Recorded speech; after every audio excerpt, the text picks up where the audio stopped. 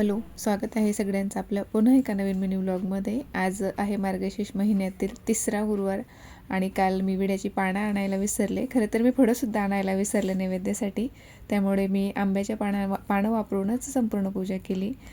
कलशासोबत गणपतीची मांडणी देखील मी आज आंब्याच्या जोड पानांवरच केली आणि फळं नसल्यामुळे गूळ आणि खोबऱ्याचा नैवेद्य आज दाखवला आणि मी सकाळीच ही पूजा मांडून ठेवली होती, कारण संध्याकाळी कथा वाचण्यासोबत आज मला कुंकुमार्चन सुद्धा करायचं होतं।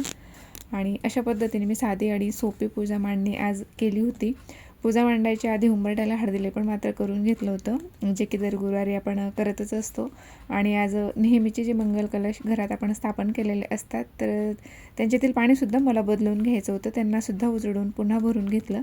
आणि काल वेळ मिळाला नाही म्हणून पूजेची भांडी व दिवे ही आजच उजळून घेतली।